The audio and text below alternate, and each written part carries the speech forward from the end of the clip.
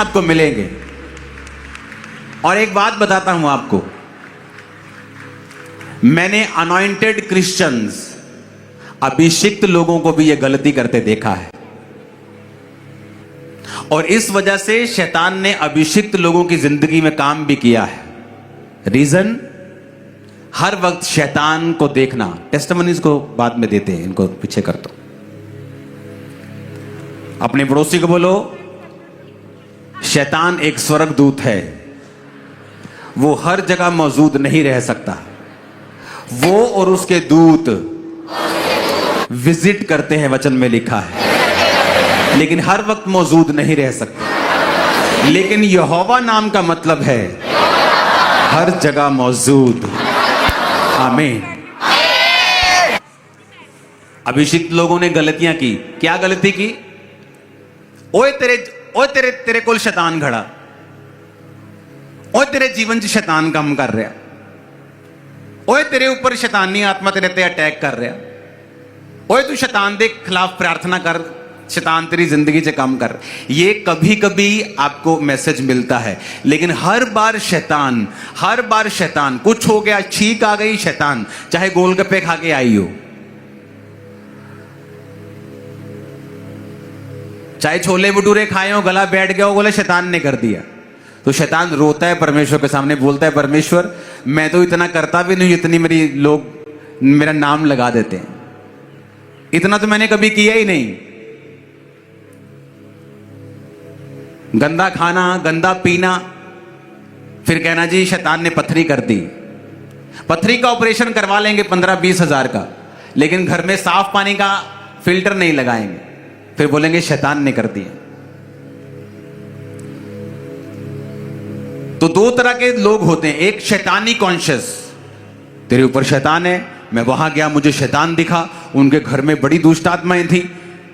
दूसरी तरह के क्रिश्चियन वो हैं जो स्पिरिट कॉन्शियस हैं, जो हर वक्त परमेश्वर की आत्मा की और ज्यादा ध्यान देते हैं कि मैं जा रहा हूं। वचन कहता है, आत्मा कहता है, धन्य है तू अंदर आते समय, धन्य है तू बाहर जाते समय, धन्य है तेरा बैंक बैलेंस, धन्य है तेरी कठौती, तेरा काम, तेरा धंधा, तेरा बच्चा, तेरी पत्नी, तेरा पति, जो भी तेरे पास है वो धन्य है। यहोवा का मतलब है हर जगह मौजूद। परमेश्वर की आत्मा जो मेरे अंदर है वो कहता है कि जिस आत्मा ने यीशु मसीह को मुर्दों में से जी उठाया, वो तुम्हारे मुर्दा शरीरों को क्यों ना जी उठाएगा। अगर मेरे अंदर परमेश्वर का आत्मा है, यहोवा जो हर जगह मेरे साथ मौजूद है, और वो मुझे कहता है धन्य है तू बाहर आते समय, भीतर आते समय, धन्य है जहां तू जाएगा परमेश्वर तेरे साथ है, तो शैतान कहां आ गया। जब कॉन्शियस ऐसा हो जाएगा, जब आपके विवेक में और आपकी सबकॉन्शियस में, माइंड में ये चीजें घुस जाएंगे कि परमेश्वर आपके संग है, तो आप वही फिर एक्सपेक्ट करेंगे जो परमेश्वर की ओर से आता है। और मोस्टली ऐसे गलती करने वाले लोग आत्मिक होते हैं, कम नॉलेज वाले आत्मिक, कम नॉलेज वाले पास्टर्स, जो हर वक्त शैतान को महिमा देते हैं। और मैंने उनकी लाइफ में शैतान को काम करते हुए देखा है, बीमारियों के रूप में भी, तकलीफों के रूप में भी, क्योंकि उन्होंने शैतान का नाम ज्यादा लिया है और परमेश्वर का नाम कम लिया है। जबकि हमें परमेश्वर का नाम ज्यादा लेना है और शैतान का जिक्र कभी कभी करना है, ताकि लोगों को मालूम हो कि शैतान की वजह से ही घात होता है, नष्ट होता है, चुराया जाता है जीवन। जब भी आप अपनी लाइफ में चलें तो आपके सबकॉन्शियस में, आपके अंदर ये स्पिरिट में होना चाहिए कि आप परमेश्वर के बेटे और बेटियां हैं। वचन ये कहता है कि आपको शैतान और शत्रु की सारी सामर्थ पर परमेश्वर ने अधिकार दिया है। शैतान आपके लिए एक चीज होनी तो चाहिए, लेकिन मामूली होनी चाहिए। अगर आप उसे बड़ा बना देंगे कि शैतान के कारण मेरी शादी नहीं हो रही, शैतान के कारण मेरी जिंदगी में मुझे डिलीवरेंस नहीं हो रही, तो वो आपके शब्दों को पकड़ लेगा। और जब तक आप ये अंगीकार नहीं करेंगे कि मुझे शैतान के ऊपर अधिकार है, और आप उसको डांटेंगे नहीं अंदर से विश्वास के साथ, तब तक आपके जीवन में कुछ काम नहीं होगा।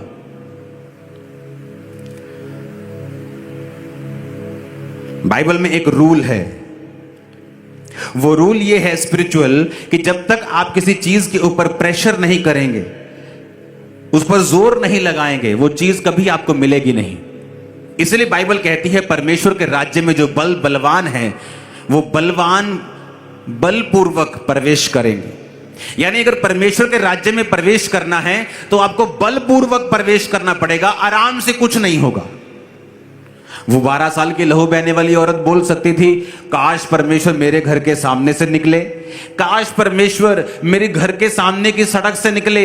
जिस दिन बहन निकलेंगे ना, यीशु मसीह को यहां कहीं आसपास आना होगा तो मुझे बताना, मैं जाऊंगी और चंगी हो जाऊंगी, क्योंकि मैं चल नहीं सकती ना, मैं रोगी हूं ना। तुम्हें तो पता है कि मुझे लहू बहने का रोग है, तो मैं चल नहीं सकती, तो मैं चल नहीं सकती, तो मेरे पास बहाना है जेन्युइन। लेकिन वचन कहता है उसने रिस्क लिया और वो गई जहां यीशु थे, वो गई और भीड़ को चीरा। जबकि लहू बहने वाली औरत एक अशुद्ध औरत मानी जाती थी, जिसको गुप्त रोग होता था, वो अशुद्ध होती थी। अशुद्ध औरत अगर किसी बंदे को छू ले तो उसकी बड़ी भयानक सजा थी। लेकिन उसने बिना किसी जान की परवाह किए रिस्क लिया और परमेश्वर को छुआ। और यीशु मसीह कहते हैं कि मुझे किसी ने छुआ है। चेले कहते प्रभु सारी भीड़ तुझे छू रही है। परमेश्वर कहता नहीं, किसी ने विश्वास के साथ मुझे छुआ है, क्योंकि मुझ में से सामर्थ निकली है। सुनो मेरी बात,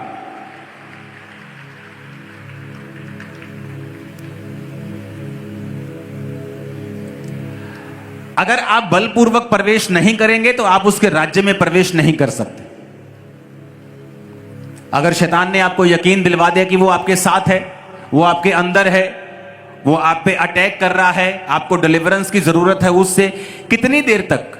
2 महीने, 3 महीने, मानो 6 महीने, लेकिन आप 5 साल से मसीह में हैं, अभी भी आपको डिलीवरेंस की जरूरत है? नहीं, अब आपको ज्ञान की जरूरत है। शैतान सिर्फ आपको अज्ञानी करके ही आपके अंदर रह सकता है, अदरवाइज वो आपके अंदर नहीं रह सकता। अब बाइबल कहती है मरकुस 10 उसकी 46 से 52 आयत में जब आप देखते हैं तो बाइबल कहती है जब एक बड़ी भीड़ यरीहो से निकल रही थी, जब प्रभु यीशु मसीह यरीहो में आए तो एक तिमाई का पुत्र बरतिमाई अंधा भिखारी बैठा था। जब उसने देखा कि यीशु मसीह नासरी है तो पुकार कर कहने लगा, हे दाऊद की संतान मुझ पे दया कर। बहुतों ने उसे डांटा कि चुप रहे। आप इमेजिन करो, एक अंधा है और जीसस को पुकार रहा है और लोग उसे डांट रहे हैं। क्या लोगों का दिमाग खराब है क्या? लोगों को पता है कि ये जीसस हैं, ये चंगा करते हैं, इसको आंखों की जरूरत है और वो पुकार रहा है जीसस जीसस यीशु, और लोग कह रहे चुप कर। आज भी ऐसा होता है कि नहीं होता कि लोगों को पता है कि चर्च में जाके नशों से आजादी मिल रही लोगों को, फिर भी जब आप चर्च में जाते हैं वो आपको डांटते हैं, ओए चुप कर, चर्च के आते थे ऐसी तैसी। लोग आपको डांट सकते हैं, डिलीवर नहीं कर सकते। जिसने डिलीवर करना है उसका नाम जीसस है, यीशु है। बस इसकी डिले खत्म हो। लिखा उसने पुकारना बंद नहीं किया, वो पुकारता रहा। यीशु ने ठहर कर कहा, उसे बुलाओ। बाइबल कहती चेलों ने भी उसे कहा चुप रहने के लिए। जब जीसस ने बुलाया तो बाइबल कहती वो अपना कपड़ा फेंक कर उठा, जो कि भीख मांगने का लाइसेंस था। एक मन बना के उठा कि अब यीशु मसीह से ही मैंने चंगाई को लेना है, अब मैं दोबारा भीख नहीं मांगूंगा। अगर आपको परमेश्वर के राज्य में प्रवेश करना है, आपको छुटकारा लेना है, आपको परमेश्वर से उसका हाथ चाहिए, आप एक बड़ा काम चाहते परमेश्वर आपकी लाइफ में करें, 2 चीजें आपको करनी पड़ेंगी। आपको बलपूर्वक प्रवेश करना पड़ेगा, आपको एक मन होना पड़ेगा। अंधा बोल सकता था, सोच सकता था कि अगर जीसस ने चंगा नहीं किया तो इस रुमाल को कहीं छुपा लेता हूं, भिखारी होने का सर्टिफिकेट है ये रुमाल, तो भीख भी मांगने से जाऊंगा। तो वचन कहता है कि वो कपड़ा फेंक कर उठा, कपड़ा छुपा के नहीं उठा कि छुपा लेते हैं, पेट के अंदर डाल लेते हैं। अगर जीसस ने चंगा किया ठीक है, नहीं किया तो फिर भीख मांग लेंगे, क्या बात है। आज लोग बल लगाना भूल गए हैं।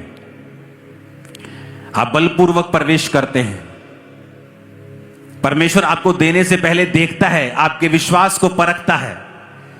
लोगों ने डांटा, वो चुप नहीं किया। चेलों ने डांटा, वो चुप नहीं किया। जीसस ने कहा इसकी पुकार जेन्युइन है, इसे बुलाओ। आपने एक हफ्ता परमेश्वर को पुकारा, 2 हफ्ते पुकारा, आपका रिश्तेदार आया, ओए चुप कर, दोबारा चर्च गया तो देख ली तेरे ब्याह तो नहीं होना में।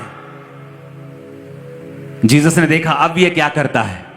अगर तू चुप कर जाएगा तो तेरी आशीष तुझे कभी नहीं मिलेगी। तू अपने अंधेपन से, गूंगेपन से, अपनी बीमारियों से, गरीबी के श्रापों से कभी भी आजाद नहीं होगा। लेकिन जब जीसस ने देखा कि लोगों ने इसे चुप कराया और फिर भी ये चुप नहीं किया और लगातार बलपूर्वक प्रवेश करता रहा, पुकारता रहा, जीसस को आपके विश्वास को, आपके फेथ को ऑनर करना पड़ेगा, क्योंकि वो विश्वास की भाषा को समझता है। ऊपर कोई करेंसी नहीं चलती, सिर्फ विश्वास की करेंसी चलती। जिसका विश्वास बड़ा है, आज किसी के पास 5 मरले का घर है, कोई रेंट पे रहता है, किसी के पास 100 मरले का घर है, किसी के पास 5 एकड़ का घर है। बात है किसी के पास ज्यादा करेंसी है तो वो बड़ा घर खरीद रहा है, किसी के पास करेंसी नहीं है तो वो किराए पे रह रहा है, किसी के पास किराया देने की भी करेंसी नहीं है तो वो कहीं सड़क पे रह रहा है। बात करेंसी की है। हेवन में करेंसी चलती है विश्वास की। अगर आपका विश्वास बड़ा है आप बड़े काम कर सकते हैं। ठीक है आप ठीक काम कर सकते हैं। छोटा है आप छोटे काम कर सकते हैं। संपूर्ण विश्वास है। उसने कहा पहाड़ों को भी तुम हिलाओगे, बोलोगे जाओ और समुद्र में जा पड़, वो समुद्र में चला जाएगा। अब वो तुम्हारे ऊपर निर्भर करता है। तुमने यीशु को पुकारा, लोगों ने तुम्हें चुप कराया और तुम चुप कर गए। किसका नुकसान हुआ? तुम्हारा, क्योंकि यीशु मसीह ने फिर तुम्हें इग्नोर कर दिया। और यीशु मसीह ने पहली आवाज पे उसे कभी जवाब नहीं दिया। वो पुकारता रहा। कई बार तो लोगों ने इतना परमेश्वर को पुकारा कि चेलों को जाके परमेश्वर को कहना पड़ा, प्रभु ये बहुत देर से औरत तुझे पुकारती हुई आ रही है, तो इसकी प्रार्थना को क्यों नहीं सुन रहा? चेलों को बोलना पड़ा परमेश्वर को, प्रभु इसकी प्रार्थना सुनिए, बहुत देर से तुझे पुकारती हुई आ रही है, ये बहुत देर से तेरे पीछे जीसस जीसस यीशु यीशु कहती आ रही है, तू क्यों इसको इग्नोर कर रहा है? क्योंकि परमेश्वर के किंगडम के, उसके राज्य के रूल्स रेगुलेशंस हैं कि परमेश्वर के राज्य में अगर प्रवेश करना है आपको बलपूर्वक प्रवेश करना पड़ेगा। वो शैतानी अटैक खत्म नहीं हो रहा, रखो रोजे, करो प्रार्थना, करो नाइट प्रेयर स्टार्ट, रात को रोज 12 से 2 प्रार्थना करो, डांटो शैतान को, भगाओ उसे, नहीं भागता तो वो भागेगा, क्योंकि वचन में लिखा है वो हारेगा। तू शैतान का सामना करेगा, वो तेरे सामने झुकेगा, वचन में लिखा है। अगर जीसस ने लिखा है तो ये पूरा होगा। आज के बाद जब भी आप नाइट प्रार्थना में बैठेंगे और शैतान को डांटेंगे, आप विक्ट्री को पाएंगे, जीत को पाएंगे, गवाही के साथ वापिस आएंगे। आमीन खड़कने वाला चाहिए जरा मेरे को। Hallelujah, hallelujah. आप देखेंगे बाइबल में तो आपको जो भी कुछ कीमती मिला है वो बलपूर्वक मिला है। एलिया कहता अलीशा को, कहता चला जा, मुझे तेरी जरूरत नहीं है। दूसरा राजा 2 उसकी 1 से 15 बाइबल कहती है जब यहोवा एलिया को बवंडर के द्वारा स्वर्ग में उठाने वाला था तो उसने एलीशा को कहा चला जा, मुझे तेरी जरूरत नहीं। एलीशा कहता यहोवा की शपथ, तेरे जीवन की शपथ, मैं तुझे छोड़ूंगा नहीं। जब उसने छोड़ा नहीं तो एलिया ने कहा क्या चाहिए तेरे को? कहता मुझे तेरी आत्मा का दुगना भाग चाहिए। वो उसका दुगना मसा नहीं मांग रहा, वो दुगना भाग मांग रहा है। पुराने समय में जब बच्चे होते थे, किसी के मान लो अगर 5 या 4 बच्चे हैं, तो आज के जमाने में अगर किसी के 4 बच्चे हैं तो प्रॉपर्टी में 25% सबको देता है। अगर अपना एक हिस्सा रखता तो 20% सबको देता है। 20% मेरा, 20% बच्चों का, 5 जन हो गए तो 100% हो गया। तो पुराने समय में जो सबसे बड़ा बच्चा होता था उसे दुगना मिलता था। यानी अगर 10 भाग होने हैं और सब बच्चों को 10-10 रुपए मिलने हैं तो बड़े बच्चे को 20 रुपए मिलते थे। अगर सबको 20-20 मिलने हैं तो बड़े बच्चे को 40 मिलते थे। तो एलिया क्या कर रहा था? एलिया उसको परख रहा था। और अलीशा क्या कर रहा था? वो ये दिखा रहा था कि मुझे दुगना भाग इसलिए चाहिए कि मैं ये क्लेम करता हूं कि मैं आत्मा में तेरा जेठा बच्चा हूं। जेठे के ऊपर ज्यादा जिम्मेवारियां होती हैं। कितने मेरी बात को समझ रहे हैं? जेठे के ऊपर सबसे ज्यादा जिम्मेवारियां होती हैं। तो जब बाइबल कहती है एलिया के दूसरे चेलों को पूछा गया, और जब उन्होंने एलीशा को बताया कि तुझे पता है आज हमारा गुरु स्वर्ग में जाने वाला है जीवित, उनको मालूम था कि एलिया चढ़ने वाला है। एलीशा कहता ओए चुप करो, मेरे को पता है, चुप करो। क्यों? क्योंकि एलिया की आंखें जो थी वो फल पाने की ओर लगी थी कि मैं ये प्रूफ करूंगा कि आत्मा में मैं इसका जेठा बच्चा हूं और मुझे दुगना भाग चाहिए, दुगना अभिषेक चाहिए। जो दूसरों के पास है उससे दुगना हिस्सा मुझे चाहिए। और एलिया उससे परख रहा था कि अगर तुझे कुछ ऐसा चाहिए जो किसी के पास नहीं है, तुझे आत्मिक रूल्स को फॉलो करना पड़ेगा और तुझे बलपूर्वक प्रवेश करना पड़ेगा। वो उसको रिजेक्ट करता गया, चला जा चला जा। कहता मैं नहीं जाऊंगा, नहीं जाऊंगा, यहोवा की शपथ, तेरे जीवन की शपथ, मैं तुझे छोड़ के नहीं जाऊंगा। आप कुछ भी परमेश्वर से कीमती लेना चाहते हैं, आपको बलपूर्वक प्रवेश करना पड़ेगा, आराम से कभी नहीं मिलेगा। आपको अपना विश्वास दिखाना पड़ेगा, आपको उस चीज के लिए लगे रहना पड़ेगा। अब एलीशा ने दिखा दिया एलिया को कि मैं तेरा जेठा हूं और मुझे दुगना भाग चाहिए, क्योंकि किसी ने उसको फॉलो नहीं किया। सब जानते थे स्वर्ग पे चढ़ेगा, किसी ने उसको फॉलो नहीं किया, लेकिन उसने उसको फॉलो किया।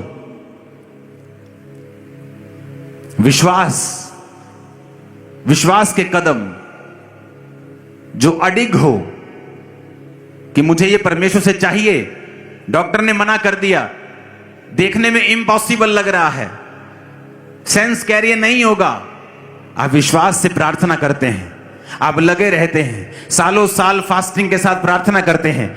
एक दिन ऐसा आएगा, कुछ रातें भी ऐसी आएंगी जहां आपको लगेगा कि कोई फायदा नहीं, लेकिन एक दिन ऐसा आएगा जब आप अपनी लाइफ की सबसे बड़ी गवाही को ले चुके होंगे और परमेश्वर की महिमा कर रहे होंगे और परमेश्वर के नाम की स्तुति कर रहे होंगे कि आप परमेश्वर में खड़े रहे हो और आपने रूल्स को फॉलो किया है। हालेलुया, आपने रूल्स को फॉलो किया है। बोलो, उसके अपने पड़ोसी को परमेश्वर के राज्य में प्रवेश करना है तो बलपूर्वक प्रवेश करना पड़ेगा। फिर से बोलो ऊंची आवाज में, बोलो बलपूर्वक प्रवेश करना पड़ेगा। हमें थकना नहीं है, विश्वास में कम नहीं होना है, प्रार्थना में कम नहीं होना है, बल्कि लगे रहना है, लगे रहना है, लगे रहना है। विश्वास के साथ बलपूर्वक हमें परमेश्वर के राज्य में प्रवेश करना है। आमीन, ऊंचा खड़काओ जरा एक। हालेलुया। बलपूर्वक आप प्रवेश नहीं करेंगे, आप कहेंगे नहीं मैं कीती सी प्रार्थना, नहीं मैं गया सी चर्च, मैं दिता सी एक बारी टाइट, हाँ मैं बोया सी बीज बोन गया सी। आपको वो करना पड़ेगा लगातार, एक दिन की प्रार्थना से नहीं, 2 दिन, 3 दिन, 3 महीने, 3 साल, 10 साल आप प्रेयर को छोड़ेंगे नहीं।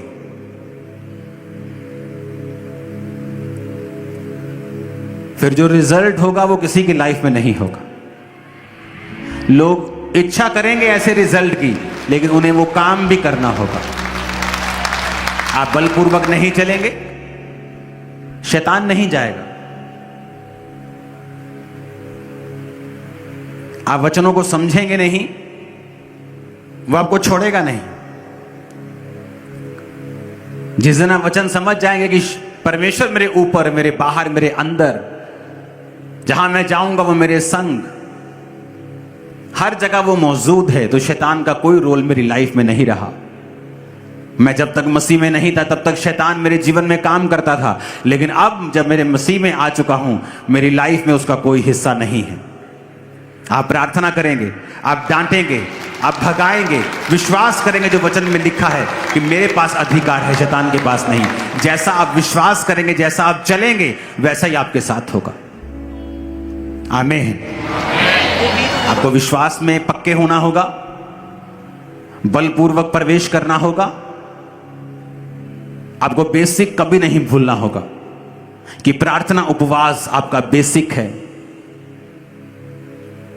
इसलिए जब आप प्रार्थना करने के लिए बैठते हैं, इमेजिन करो शैतान कितने तरह के अटैक आपकी लाइफ पर करने की कोशिश करता है। आपको काम याद आ जाएंगे, आपको सडनली किसी की कही हुई बात याद आ जाएगी, कोई नेगेटिव चीज आपके दिमाग में आ जाएगी, कोई व्यभिचार की बात आपके दिमाग में आ जाएगी। जैसे ही आप प्रार्थना करने के लिए बैठेंगे, फोन पे आपको आपका आत्मिक काम याद आ जाएगा, क्योंकि शैतान आप कुछ भी कर ले लेकिन आपको प्रार्थना करने वो देना नहीं चाहता है। उसे मालूम है कि अगर वो प्रार्थना करेगा वो बलपूर्वक परमेश्वर के राज्य में प्रवेश करेगा, इसलिए वो आपकी प्रेयर लाइफ पर हमेशा अटैक करने की कोशिश करता है। क्योंकि जैसे ही आप प्रेयर करते हैं, हेवन में कुछ होता है, उस समय चाहे आपको नजर ना आए लेकिन हेवनली रियल्म में बड़ी चीजें होती हैं जिन्हें आप इन नंगी आंखों से नहीं समझ सकते हैं। ये हिलना डुलना बंद करो मेरे आसपास। बाइबल कहती है दानियेल ने सोचा कि मैं प्रार्थना करूंगा, और बाइबल कहती है फास्टिंग के साथ वो प्रार्थना करने के लिए बैठा, और जब प्रार्थना करने के लिए बैठा तो परमेश्वर ने दूत को पहले दिन ही भेज दिया उसके जवाब के साथ। लेकिन वचन कहता है जब दूत उसको मिला 21वें दिन, तो उसने कहा मैं जब तू पहले दिन ही मन लगाकर प्रार्थना करने के लिए बैठा था तो मैं प्रार्थना का उत्तर लेके निकल आया, लेकिन रास्ते में शैतान मुझको रोके रहा। कहता फिर मिकाएल स्वर्गदूत आया और उसने उस शैतान से लड़ाई की। अब मैं जब तेरे से चला जाऊंगा वापिस तो मैं उस शैतान से फिर लड़ूंगा। अगर आप हिस्ट्री की बुक्स को पढ़ें तो बाइबल कहती है, हिस्ट्री की बुक्स कहती हैं बाइबल के उस वचन के बाद वहां की जो गवर्नमेंट थी वो बदल गई थी, राजा चेंज हो गया था। आत्मा में कुछ हुआ, ऊपर हुआ, लेकिन धरती पे उसका रिजल्ट कुछ महीनों के बाद आया। कई बार आप नहीं समझते, नहीं जान पाते कि परमेश्वर क्या कर रहा है, लेकिन जब आप प्रार्थना में होते हैं, गैर भाषा की प्रार्थना करते हैं, तो आपको यह मालूम नहीं होता आप क्या कर रहे हैं, लेकिन आपको बाद में मालूम होता है कि परमेश्वर ने किस तरह से आपके रास्तों को खोला है। कोई बंदा बैठकर इस समय आपके खिलाफ योजनाएं बना रहा है, आप उसे जानते भी नहीं, आपने उसे देखा भी नहीं, उसने कभी आपसे वो मिला नहीं, लेकिन फिर भी वो आपके खिलाफ योजनाएं बना रहा है। कौन उन योजनाओं को नाश करेगा? आपकी प्रार्थनाएं उन योजनाओं को नाश करेंगी। नाश ही नहीं करेंगी बल्कि शर्मिंदा करेगी, गड्ढे में डाल देगी उन सब योजनाओं को। मैं आपको बता रहा हूं, जब आप प्रार्थना करेंगे। एक दिन एक बंदा रात को बेचैन होकर उठा, और जब बेचैन होकर उठा तो पवित्र आत्मा ने कहा गैर भाषा में प्रार्थना करो। वो गैर भाषा में प्रार्थना करता गया कितनी देर बेचैनी खत्म नहीं हुई। एक समय आया, कुछ घंटे के बाद बेचैनी खत्म हो गई। कई बार आप बेचैन फील करते हैं, रात को एकदम से नींद आपको जाग जाती, आप बोलते मुझे रात को नींद नहीं आती। परमेश्वर का आत्मा कई बार आपको उठाता है रात को प्रार्थना करने के लिए, लेकिन आप उसके मैसेज को, आप आत्मिक रूप से इतने मैच्योर नहीं होते कि आप उन मैसेजेस को समझ सकें। कई बार आपको बेचैनी अगर फील होती है तो वो प्रार्थना की कॉल होती है कि आपको प्रार्थना करनी है। कई बार आपको बड़ी निराशा फील होती है, कई बार दिल में आपको बड़ा डीप, आपको बड़ा सैड फील होता है, लेकिन आप जब देखते हैं यार आप तो घूम फिर रहे हैं, आप तो बड़े एंजॉय कर रहे हैं, लेकिन ये स्पिरिट में जो सैडनेस है, स्पिरिट में कुछ बेचैनी है कि किस लिए मेरी लाइफ में आ रही है, वो एक प्रार्थना की कॉल होती है कि परमेश्वर का आत्मा आपको प्रार्थना करने के लिए कह रहा है। कितने मेरी बात को समझ रहे हैं? उस बंदे ने प्रार्थना की, तब व्हाट्सएप नहीं होते थे, फोन नहीं होते थे, कुछ नहीं होता था। थोड़े दिन बाद वो अपने सगे भाई से मिला और उसके सगे भाई ने बताया मेरे भाई फलानी डेट को रात को इतने बजे मुझे हार्ट अटैक हुआ, और जब हार्ट अटैक हुआ तो मैं मर गया था। मैं मर गया और मुझे हॉस्पिटल लेके जा रहे थे, लेकिन सडनली कुछ देर के बाद मेरी सांसें वापस आ गई। तो उसने कहा किस तारीख को हुआ? उसने कहा मेरे को ये फलानी तारीख को, इस तारीख को हुआ। उसने कहा उसी तारीख को मेरे को परमेश्वर ने कहा था उठाकर, जो मैं बेचैनी फील कर रहा था रात को उठ गया और मैंने गैर भाषा में प्रार्थना की थी। और वचन में लिखा है कि तुम अपने अति पवित्र विश्वास में प्रार्थना करो, गैर भाषा में प्रार्थना करो। इसलिए पौलुस ने कहा मैं आत्मा में प्रार्थना करूंगा, मैं बुद्धि से भी प्रार्थना करूंगा। आत्मा से प्रार्थना कैसे करनी है? गैर भाषाओं से। बुद्धि से कैसे करनी है? जो मुझे चाहिए, परमेश्वर ये वाले रास्ते को साफ कर, परमेश्वर ये वाले रास्ते को साफ कर, परमेश्वर मेरे भाई को बचा, मेरी फलानी बहन को बचा। बुद्धि से प्रार्थना। आत्मा से प्रार्थना कैसे करनी है? गैर भाषा से प्रार्थना, क्योंकि बाइबल कहती है आप नहीं जानते आने वाले समय में क्या होगा, आप नहीं जानते प्रार्थना किस रीति से करनी चाहिए। वो आपको तरीके के बारे में बात नहीं कर रहा कि किस रीति से करनी चाहिए, कि पहले मैं ऐसे हाथ उठाऊं, ऐसे घुटने लगाऊं। वो उस रीति स्थिति की बात नहीं कर रहा, क्योंकि प्रार्थना आत्मा ये कह रहा है कि तुम्हें नहीं पता फ्यूचर में क्या होगा, कौन तुम्हारा दुश्मन है, कौन तुम्हारे लिए क्या सोच रहा है, कब फ्यूचर में तुम्हारे साथ क्या होगा। इसीलिए वचन कहता है कि जो धर्मी होता है और आत्मिक होता है वो बुरे समाचार से डरता नहीं है। धर्मी कभी भी फ्यूचर के बारे में चिंतित नहीं रहता, उसे पता है परमेश्वर कहता है मैं पहला और आखिरी हूं। उसने रेस शुरू भी की है और वो रेस के आखिर में भी है। वो कह रहा है मैं आखिर में पहुंच गया हूं, बेटा तू आजा, बेटी आजा, कोई प्रॉब्लम नहीं होगी तुझे, आजा, तू मेरे तेरे साथ हूं।